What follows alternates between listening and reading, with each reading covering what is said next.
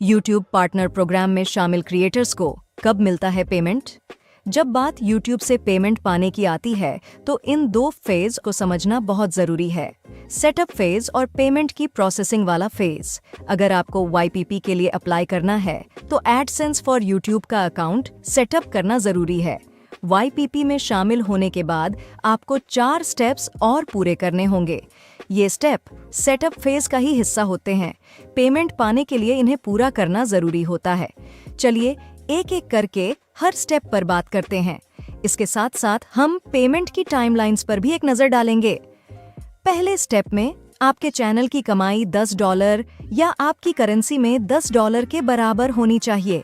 जब चैनल से इतनी कमाई हो जाएगी तब आपसे अपनी आइडेंटिटी को वेरीफाई करने के लिए कहा जाएगा। इसके लिए आपको YouTube स्टूडियो में मौजूद कमाई करें पेज पर एक प्रॉम्प्ट दिखेगा। आइडेंटिटी को वेरीफाई करने के लिए आपको एक मान्य सरकारी फोटो ID सबमिट करना होगा। ID 45 दिनों के अंदर ही सबमिट कर दें, नहीं तो आपके चैनल पर कमाई करने का फीचर रोक दिया जाएगा। आइडेंटिटी को वेरीफाई करने के बाद आपको अपने पेमेंट एड्रेस को वेरीफाई करना होगा। इसके लिए आपके बताए गए पेमेंट एड्रेस पर पोस्ट के जरिए 6 डिजिट वाला एक पर्सनल आइडेंटिफिकेशन नंबर पिन भेजा जाएगा। आमतौर पर पिन 2 से 4 हफ्तों में आपके एड्रेस पर पहुंच जाता है।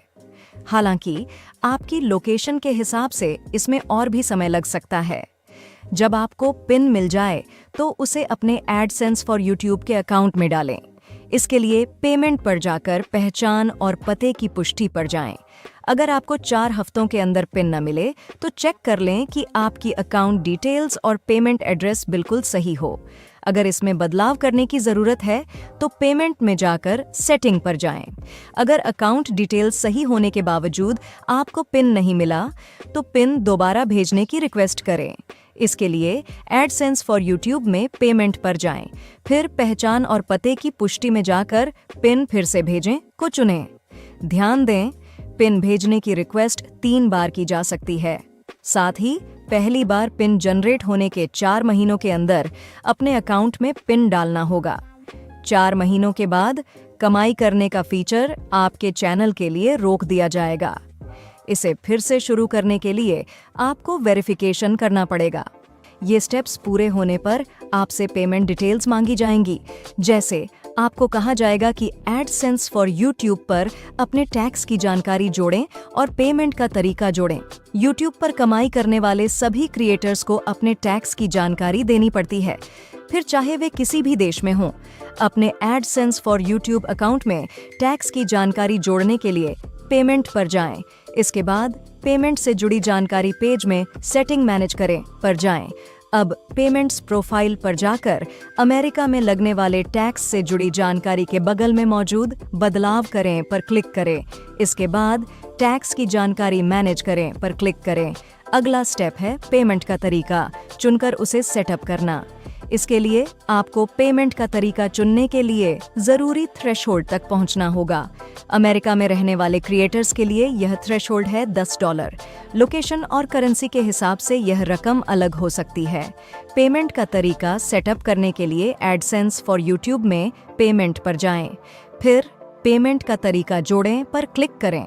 यहाँ आपको अलग अलग विकल्प मिलेंगे, जैसे कि electronic funds transfer, wire transfer या चेक। आपको कौन कौन से विकल्प मिलेंगे यह आपके पेमेंट एड्रेस के हिसाब से तय होगा। ध्यान रखें, ऐसा भी हो सकता है कि आप पेमेंट का तरीका चुनने के लिए जरूरी थ्रेशोल्ड तक तो पहुंच जाएं, लेकिन इस स्टेप के लिए एलिजिबल होने में आपको थोड़ा और समय लगे। ऐसा इसलिए होता है क्योंकि आपकी कमाई को सबसे पहले आपके एडसेंस फॉर YouTube अकाउंट में जोड़ना पड़ता है। यह काम कमाई होने के अगले महीने में 7 और 12 तारीख के बीच होता है। जैसे अगर आपने जनवरी तक $10 की कमाई कर ली तो आपको यह स्टेप पूरा करने के लिए 7 से 12 फरवरी तक का इंतजार करना पड़ेगा। ये सभी स्टेप्स पूरे करने के बाद पेमेंट पाने के लिए आपको पेमेंट थ्रेशोल्ड तक पहुंचना होगा। अमेरिका में रहने वाले लोगों के लिए यह थ्रेशोल्ड है $100। लोकेशन और करेंसी के हिसाब से यह रकम अलग हो सकती है। चलिए एक बार फिर से देख लेते हैं। पेमेंट पाने के लिए इन स्टेप्स को पूरा करना जरूरी होता है। अपनी आइडेंटिटी और पेमेंट एड्रेस को वेरीफाई करें, टैक्स की जानकारी सबमिट करें, पेमेंट का कोई तरीका जोड़ें और अपनी कमाई को पेमेंट थ्रेशोल्ड तक पहुंचा लें।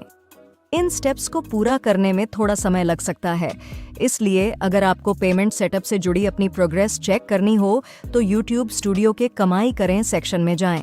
इन स्टेप्स को पूरा करने के बाद पेमेंट कब मिलता है? YouTube महीने के हिसाब से पेमेंट करता है। जब किसी महीने आपकी कमाई इकट्ठी हो जाती है तो उसका पेमेंट अगले महीने की 21 से 26 तारीख के बीच भेज दिया जाता है। वह पेमेंट आपके अकाउंट में कब तक आएगा, यह पेमेंट के चुने गए तरीके पर डिपेंड करता है। जैसे अगर आप अमेरिका में हैं और आपने जनवरी में $100 कमाए हैं तो आपको 21 से 26 फरवरी के बीच पेमेंट भेजा जाएगा। इसके बाद पेमेंट के चुने गए तरीके के हिसाब से यह तय होगा कि आपको पेमेंट कब तक मिलेगा। इलेक्ट्रॉनिक फंड्स ट्रांसफर में 4 से 10 दिन लगते हैं, वायर ट्रांसफर में 15 कामकाजी दिन और चेक से पेमेंट मिलने में 2 से 4 हफ्ते लग सकते हैं। मुझे कैसे पता चलेगा कि मेरे पेमेंट का स्टेटस क्या है और पेमेंट कब तक मिल जाएगा? यह जानकारी स्टूडियो के मोबाइल एप्लीकेशन में कमाई करें पेज पर दिखेगी। यह सिर्फ एलिजिबल क्रिएटर्स को दिखती है। इस जानकारी से आपको पता चलेगा कि पेमेंट आपके बैंक को भेज दिया गया है।